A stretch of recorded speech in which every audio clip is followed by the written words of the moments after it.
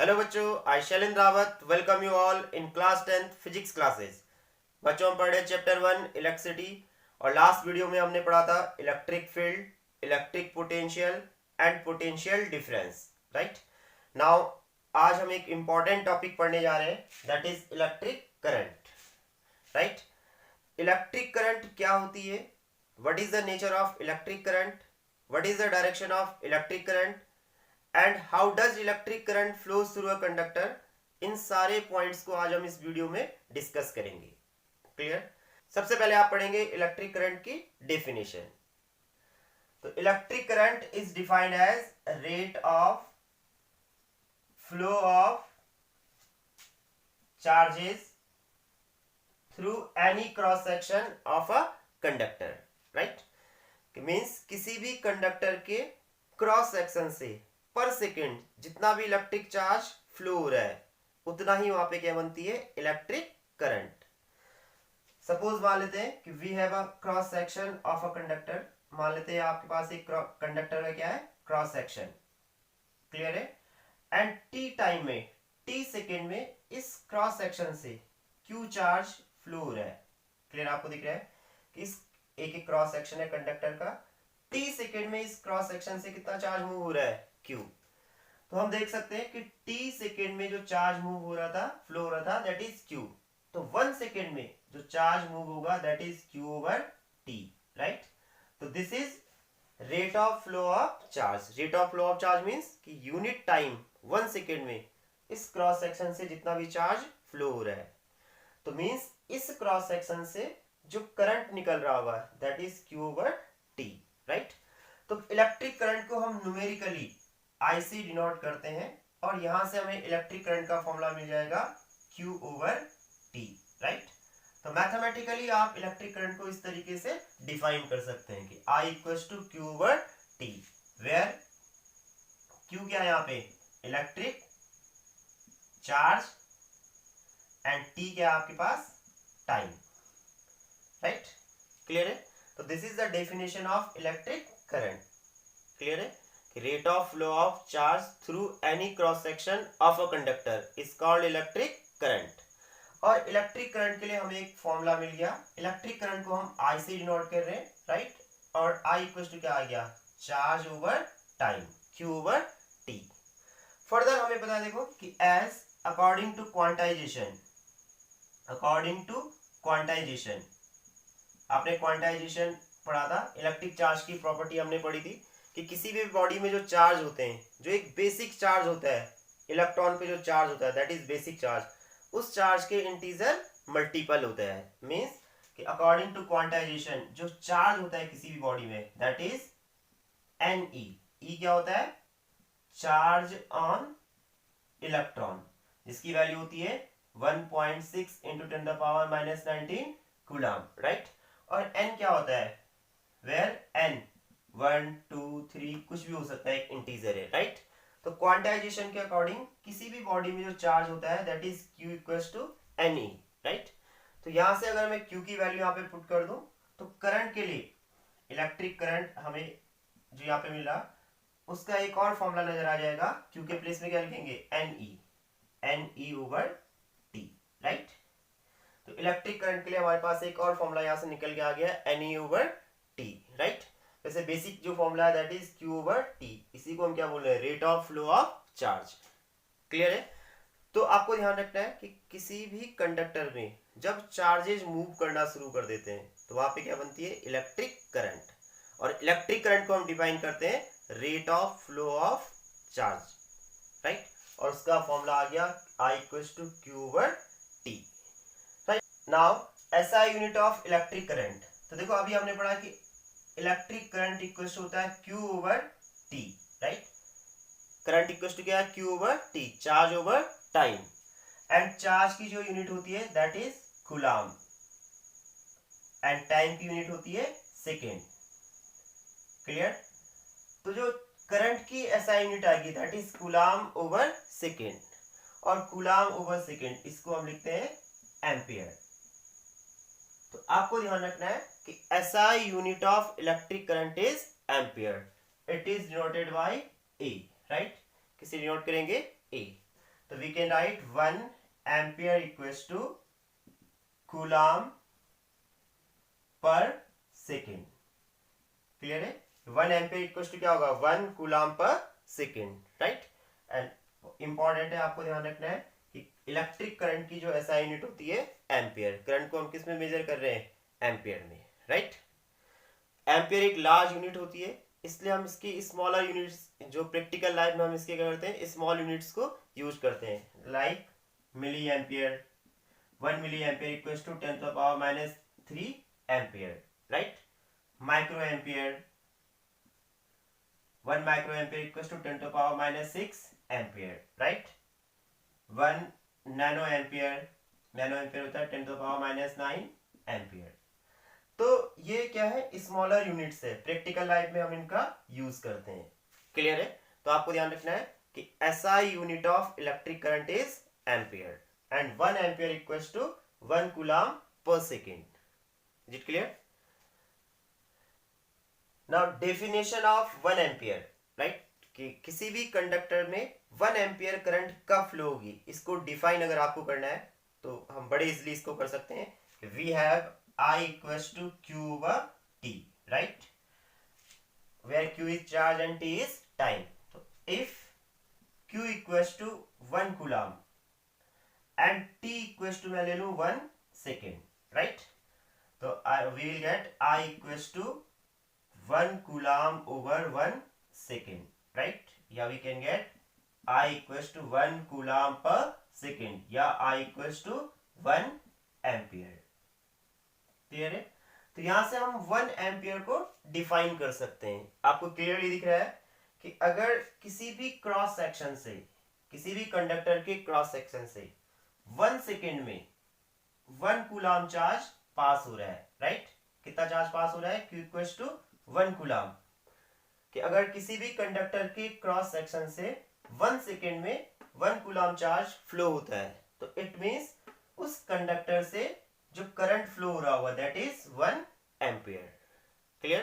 कि 1 ampere current को आप कैसे डिफाइन कर सकते हैं कि अगर किसी भी कंडक्टर के क्रॉस सेक्शन से यूनिट टाइम में 1 सेकेंड में 1 कूलम चार्ज फ्लो होता है, तो इट मींस उस कंडक्टर से 1 एम्पियर करंट फ्लो हो रही है, राइट।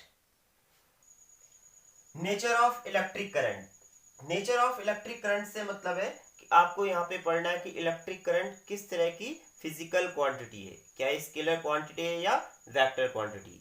तो आपको ध्यान रखना है कि electric current is scalar quantity, right. बहुत इंपॉर्टेंट है, कई बार 1 मार्क्स में भी आपसे पूछ सकते हैं कि इलेक्ट्रिक करंट कैसी क्वांटिटी होती है। तो ध्यान रखना है कि इस इलेक्ट्रिक करंट एक स्केलर क्वांटिटी है, राइट। यहाँ पे थोड़ा सा एक एक्सेप्शन है कि आपको ध्यान रखना है कि स्केलर क्वांटिटी वो क्वांटिटी होती है जिसमें सिर्फ क्या होता है? मैग्नीट्यूड होता है, राइट। उन क्वांटिटीज को हम क्या बोलते हैं? Scalar quantity. बट ऐसी फिजिकल क्वांटिटी जिनमें magnitude as well as direction, right, दोनों होते हैं, तो उन क्वांटिटियों को हम बोलते हैं वेक्टर क्वांटिटी, राइट। कि ऐसी क्वांटिटी जिसमें magnitude as well as direction दोनों चीज होती है, वो कौन सी क्वांटिटी होती है? वेक्टर क्वांटिटी होती है। क्लियर है? और जिस क्वांटिटी में सिर्फ मैग्नीट्यूड होता है वो कौन सी क्वांटिटी होती है? स्केलर क्वांटिटी होती है। तो यहाँ पे करंट, जो इलेक्ट्रिक करंट है, इस इलेक्ट्रिक करंट का मैग्नीट्यूड भी है, राइट, और इस पे डायरेक्शन भी होती है। क्लियर है? कि मैग्नीट्यूड भी है और डायरेक्शन भी है। और जब इसमें मैग्नीट्यूड है ये और डायरेक्शन भी है, तो उसके अकॉर्डिंग इसको कैसी क्वांटिटी होनी चाहिए थी? वेक्टर क्वांटिटी होनी चाहिए थी, बट नहीं है। आपको ध्यान रखना है कि इलेक्ट्रिक करंट के पास मैग्नीट्यूड भी है और डायरेक्शन भी है, बट उसके बाद वो कैसी क्वांटिटी है? स्केलर क्वांटिटी है। तो इसलिए आपको ये जरूर ध्यान में रखना है कि electric current is a scalar quantity although it has magnitude as well as direction, right. इसका भी रीजन है कि इलेक्ट्रिक करंट स्केलर क्वांटिटी क्यों है? जब इसमें मैग्नीट्यूड भी है, डायरेक्शन भी है, तो इसे क्या होना चाहिए था? वेक्टर होना चाहिए, बट ऐसा क्यों है कि ये स्केलर क्वांटिटी है। तो इसको हम एक एग्जांपल समझते हैं। अगर आप थोड़ा सा इस पे थोड़ा आपको फोकस करना है कि सपोज मान लेते हैं हमारे पास एक वायर है, राइट। इस वायर में 3 एम्पियर की करंट आ रही है। एक अनदर वायर है, इस वायर में आ रही है 4 एम्पियर की करंट। दोनों वायर यहाँ पे ऐड हो गए और दोनों वायर ने यहाँ से मिलके क्या बनाया, फिर एक सिंगल वायर। तो यहाँ पे अगर मैं एक डिवाइस जो करंट को मेजर करता है उसको ऐड करूं तो वो करंट को रीड करेगा 7 एम्पियर। कितनी करंट आ रही है यहाँ से 3 एम्पियर, यहाँ से क्या आ रही है 4 एम्पियर। तो इस वायर में टोटल जो करंट जाएगी कितनी आएगी, वो 7 एम्पियर, राइट। बट अगर मैं इलेक्ट्रिक करंट को वेक्टर कंसीडर करता, राइट, कि सपोज ये फर्स्ट वेक्टर है I1, ये दूसरा वेक्टर है I2, मींस 3 एम्पियर को फर्स्ट वेक्टर कंसीडर किया, 4 एम्पियर को दूसरा वेक्टर कंसीडर किया है। तो जो वेक्टर क्वांटिटीज होती है, वेक्टर क्वांटिटीज को हम सिंपल मैथमेटिक्स की तरह सॉल्व नहीं कर सकते हैं। इनके एडिशन एंड सब्ट्रैक्शंस के डिफरेंट रूल होते हैं, स्पेशल रूल्स होते हैं, राइट। तो अभी 10th स्टैंडर्ड में आपके पास ये आएगा नहीं, क्लियर है। मैं आपको सिर्फ एक फॉर्मूला बता देता हूं कि अगर वेक्टर क्वांटिटीज को आपको ऐड करना है, थोड़ा सा शॉर्ट में आपको बताता हूं मैं, तो किस तरीके से आप उनको ऐड कर सकते हैं, क्लियर है। आपको ध्यान रखना है कि अगर टू वेक्टर्स को हम एरो से रिप्रेजेंट करते हैं। फर्स्ट थिंग तो आपको ध्यान रखना है कि वेक्टर्स को किससे रिप्रेजेंट किया जाता है, एरो से। एरो की जो लेंथ होती है वो रिप्रेजेंट करती है उसके मैग्नीट्यूड को, राइट। एंड जो एरो हेड होता है, दिस इज एरो हेड, ये रिप्रेजेंट करता है किसको, डायरेक्शन को, क्लियर है। कि जो वेक्टर क्वांटिटियां होती है उन्हें एक एरो से रिप्रेजेंट किया जाता है। एरो की लेंथ रिप्रेजेंट करती है वेक्टर क्वांटिटी के मैग्नीट्यूड को, एंड एरो हेड रिप्रेजेंट करता है डायरेक्शन को, क्लियर। जैसे मैं लिखूं कि फोर्स इक्वल्स टू 4 न्यूटन, ये तो क्या हो गया, फोर्स का मैग्नीट्यूड, 4 न्यूटन क्या हो गया, मैग्नीट्यूड। और फोर्स कौन सी डायरेक्शन में, तो सपोज मान लेता हूं ईस्ट डायरेक्शन में, तो ईस्ट क्या हो गया उसकी डायरेक्शन। तो फोर्स को मैं एक एरो से रिप्रेजेंट कर सकता हूं। लेट ले लेता हूं 1 सेंटीमीटर इक्वल्स टू 1 न्यूटन। तो देखो फोर्स कितना है यहाँ पे, 4 न्यूटन का। तो 4 न्यूटन को रिप्रेजेंट करने के लिए मुझे 4 सेंटीमीटर लंबी लाइन ड्रॉ करनी पड़ेगी, क्योंकि 1 सेंटीमीटर 1 न्यूटन के इक्वल है, तो 4 न्यूटन किसके इक्वल होगा, 4 सेंटीमीटर। तो 4 सेंटीमीटर लंबी लाइन ड्रॉ कर दी, राइट। और देखो कौन सी डायरेक्शन में फोर्स, ईस्ट डायरेक्शन में, तो ईस्ट डायरेक्शन में उस पर मैं एरो हेड अप्लाई कर दूंगा। तो दिस इज फोर्स, एक वेक्टर क्वांटिटी थी और उसको हमने देखो एरो से रिप्रेजेंट कर दिया। इस एरो की जो लेंथ होगी दैट इज 4 सेंटीमीटर, जो कि जस्ट किसके इक्वल होगा, 4 सेंटीमीटर इक्वल्स टू 4 न्यूटन। और एरो हेड कौन सी डायरेक्शन में, ईस्ट डायरेक्शन में, क्लियर है। तो आपको सबसे पहले ध्यान रखना है कि वेक्टर को हम एरो से रिप्रेजेंट करते हैं। एरो की जो लेंथ होती है वो उसके मैग्नीट्यूड को रिप्रेजेंट करती है, एंड एरो हेड उसके डायरेक्शन को, क्लियर है। नाउ सेकेंड थिंग, कि जितने भी वेक्टर क्वांटिटीज होती है उनको आप सिंपली मैथ्स की तरह सॉल्व नहीं कर सकते, मींस 2 + 2 4 नहीं लिख सकते वहां पे, राइट। उनके एडिशंस के कुछ स्पेशल रूल होते हैं, राइट।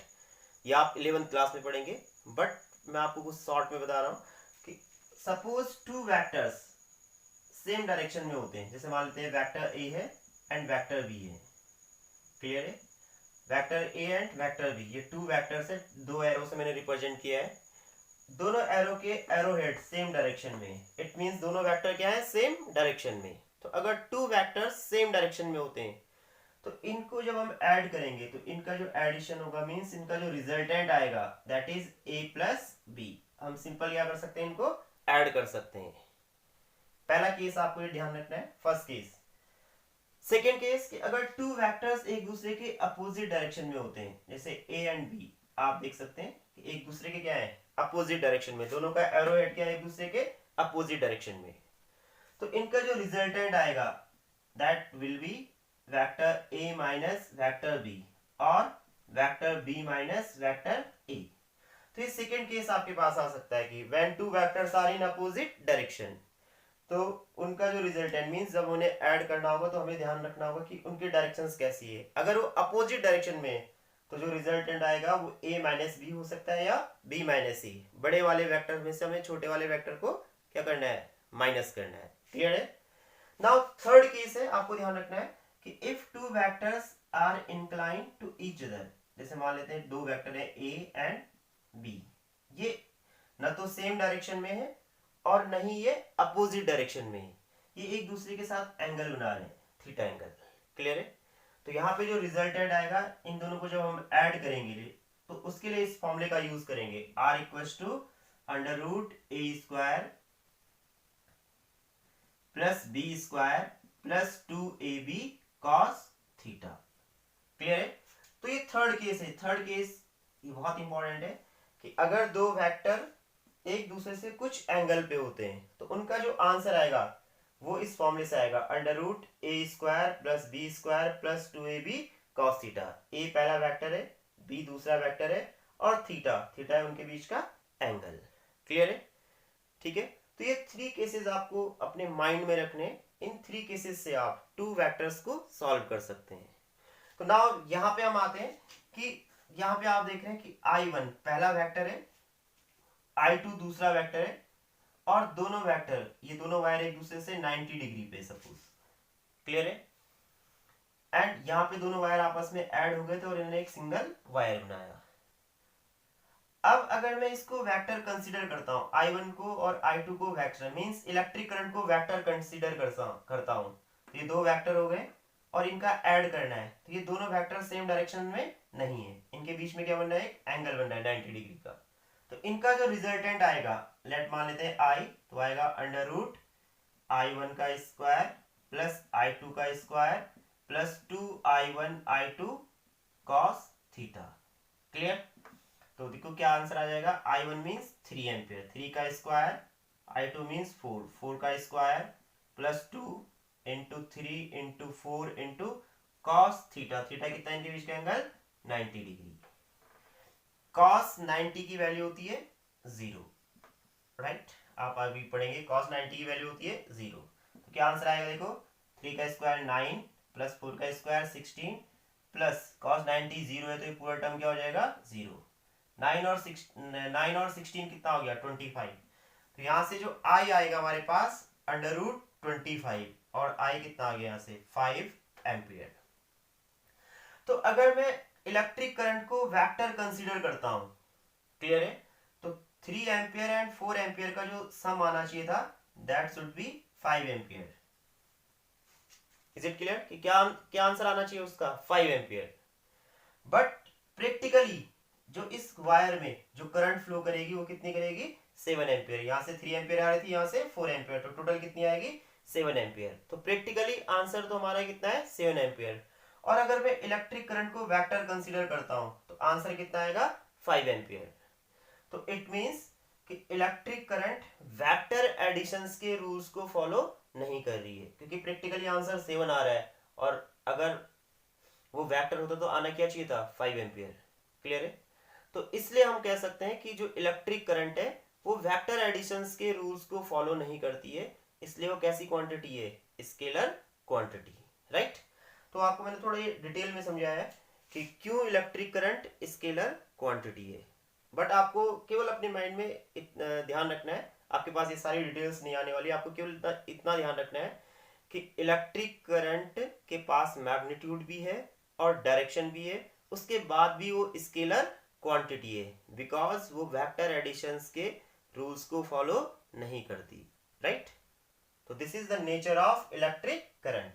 बहुत इंपॉर्टेंट है, electric current is a scalar quantity, right?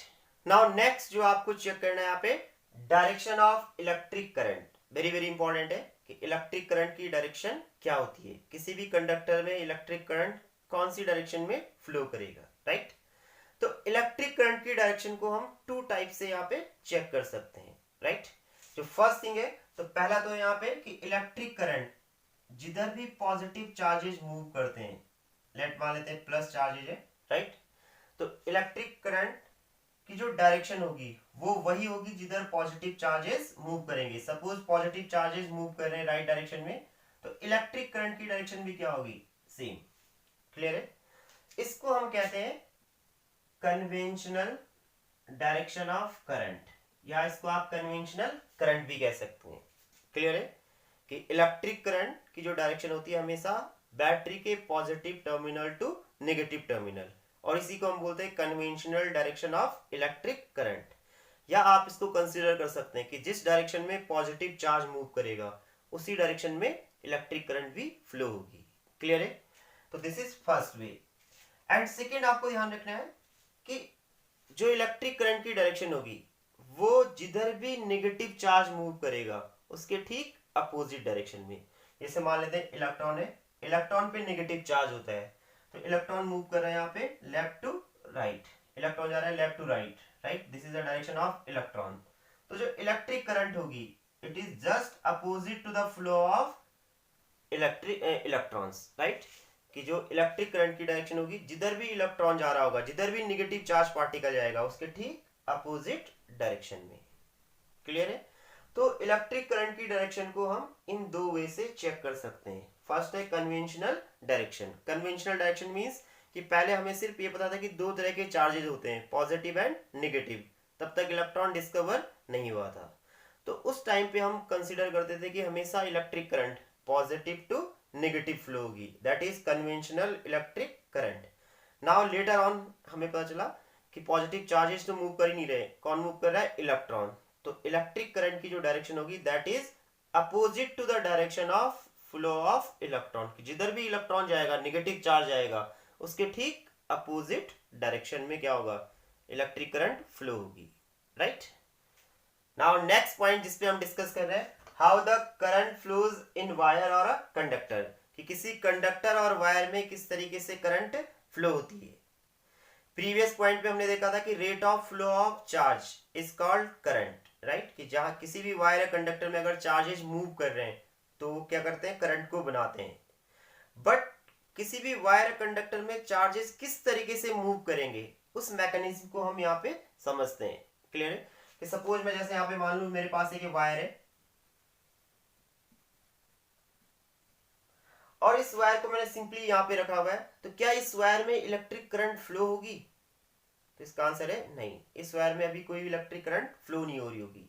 एक कंडक्टर है, आपको पता है कि कंडक्टर ऐसा सब्सटेंस होता है जिसमें चार्जेस इजीली क्या कर सकता है? मूव कर सकता है। Conductor has large number of free electrons, right, कि कंडक्टर की एक कैरेक्टरिस्टिक्स होती है, उसके पास बहुत सारे क्या होते हैं? फ्री इलेक्ट्रॉन्स होते हैं। क्लियर है? और ये फ्री इलेक्ट्रॉन्स इसके अंदर रैंडमली इधर उधर क्या करते रहते हैं? मूव करते रहते हैं। तो अगर मैं किसी कंडक्टर या वायर को सिंपली ऐसे ही रख दूं तो इसमें कोई इलेक्ट्रिक करंट फ्लो नहीं होगी, राइट। भले इसके अंदर चार्जेस क्या कर रहे हैं? रैंडमली मूव कर रहे हैं, बट इसमें अभी कोई इलेक्ट्रिक करंट फ्लो नहीं होगी। तो इसको हम समझेंगे कि क्यों नहीं होगी, इस पॉइंट को हम डिस्कस कर रहे हैं अभी, राइट। तो ध्यान रखना है कि किसी भी कंडक्टर या वायर में जो इलेक्ट्रिक करंट फ्लो होगी वो सिंपल वाटर की तरह फ्लो होती है, राइट, कि जिस तरीके से वाटर फ्लो होता है। एक एग्जांपल से हम समझते हैं कि मान लेते हैं हमारे पास यहाँ पे 2 टैंक्स है, टैंक ए है, ये वाटर से फुल भरा हुआ है, राइट, और इसी के सामने टैंक बी है, ये भी वाटर से भरा हुआ है लेकिन पूरा नहीं भरा हुआ है, इसमें कुछ वाटर है, राइट। तो अगर मैं टैंक ए को टैंक बी से एक पाइप के थ्रू कनेक्ट कर दूं, क्लियर है, तो आप देखेंगे कि टैंक ए से वाटर टैंक बी में क्या होगा? फ्लो होना शुरू हो जाएगा, क्योंकि टैंक ए में जो वाटर का लेवल है वो हाई है और टैंक बी में वाटर का लेवल क्या था? लो था, इसलिए वाटर हायर लेवल से लोअर लेवल में क्या होगा? फ्लो होगा, और ये तब तक फ्लो होता रहेगा जब तक दोनों का लेवल इक्वल ना हो जाए। तो किसी भी कंडक्टर में चार्जेस इसी तरीके से फ्लो होते हैं, राइट, कि चार्जेस भी वाटर की तरह फ्लो होते हैं, higher level to lower level. Clear है? तो लेवल के लिए हम यहाँ पे यूज करते हैं हायर पोटेंशियल। यहाँ पे लेवल ना बोल के हम क्या बोलेंगे उसको? हायर पोटेंशियल, और क्या जाएगा? Lower potential. तो किसी भी बॉडी या किसी भी कंडक्टर में जो इलेक्ट्रिक करंट फ्लो होगी that is higher potential to lower potential, same as like water. Clear? Higher potential to lower potential.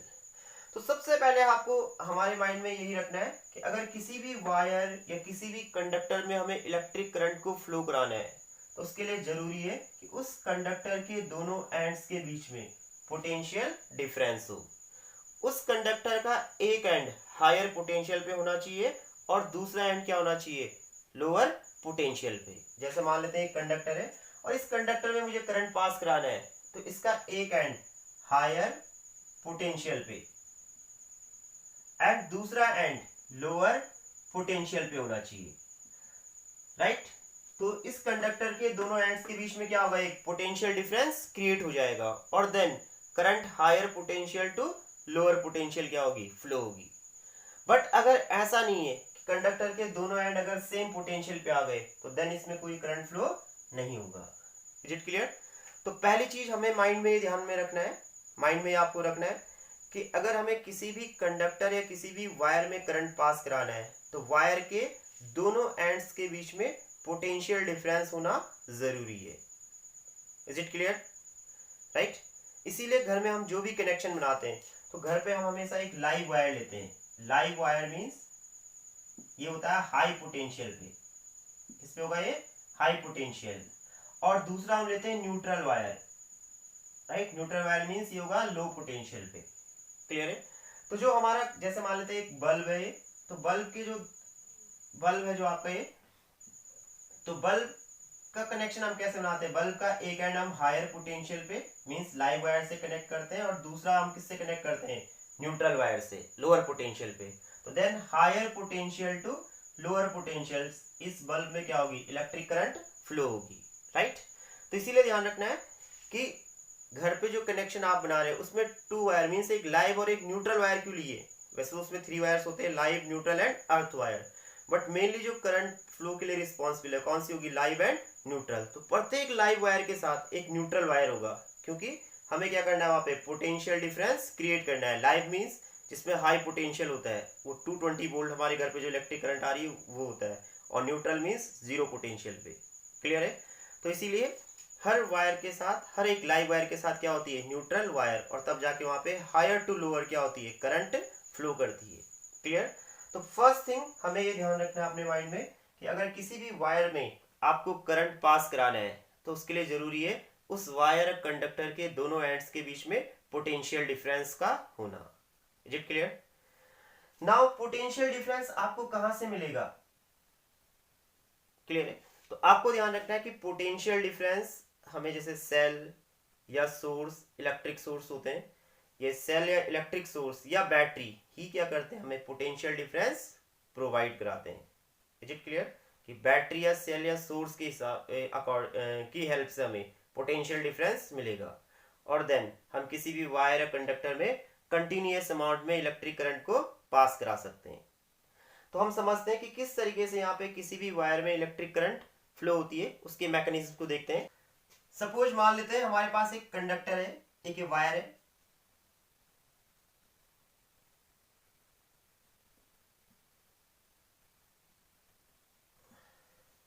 Right. आपको एक वायर दिख रही है, एक कंडक्टर है, इस कंडक्टर के अंदर क्या होंगे, बहुत सारे फ्री इलेक्ट्रॉन्स होंगे जो इसके अंदर रैंडमली मूव कर रहे होंगे। Conductor means which has large number of free electrons, और इनको फ्री इलेक्ट्रॉन्स इसलिए बोलते हैं हम क्योंकि इसके अंदर घूमने के लिए क्या होते हैं, फ्री होते हैं। Is it clear? तो एक कंडक्टर है, इसके अंदर बहुत सारे क्या है, फ्री इलेक्ट्रॉन्स हैं, और जो कि इसके अंदर रैंडमली मूव कर रहे हैं। अभी तक हमने इस वायर को किसी सोर्स या बैटरी से कनेक्ट नहीं किया है, इसलिए इसके दोनों एंड्स सेम पोटेंशियल पे, और यहाँ पे किसी एक पर्टिकुलर डायरेक्शन में कोई भी चार्ज मूव नहीं करेगा, इसलिए यहाँ पे जो नेट फ्लो ऑफ चार्ज होगा, net flow of charge, right, that will be zero. Means current भी क्या होगी, यहाँ पे इलेक्ट्रिक करंट भी क्या होगी, जीरो, यहाँ पे कोई करंट फ्लो नहीं हो रहा होगा। तो मैं सिंपल सी वायर है, जैसे आपने घर पे एक सिंपल से वायर का एक टुकड़ा रखा हुआ है टेबल में, जिसको आपने किसी चीज से कनेक्ट नहीं किया हुआ है, तो उस वायर में आप देखते हैं कि कोई भी करंट फ्लो नहीं होती है, जबकि उसके अंदर क्या होंगे, बहुत सारे फ्री इलेक्ट्रॉन्स होंगे, बट फिर भी उसमें कोई इलेक्ट्रिक करंट फ्लो नहीं हो रही है। तो ये वो कंडीशन है कि एक वायर है जिसको अभी हमने किसी बैटरी या सोर्स से कनेक्ट नहीं किया है, इसलिए इसमें अभी कोई करंट फ्लो नहीं हो रही है। क्लियर? नाउ इसी वायर को अगर मैं एक सोर्स से कनेक्ट कर दूं, मान लेते हैं ये सेम वायर है,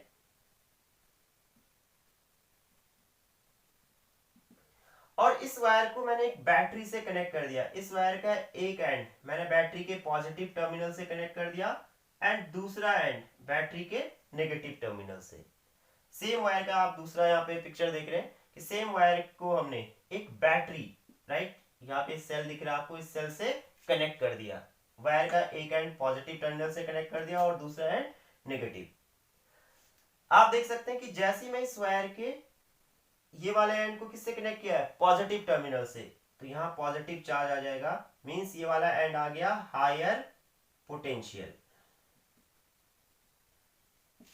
और ये वाला एंड किससे कनेक्ट किया है, नेगेटिव टर्मिनल से, तो ये वाला एंड आ जाएगा यहाँ पे लोअर पोटेंशियल पे।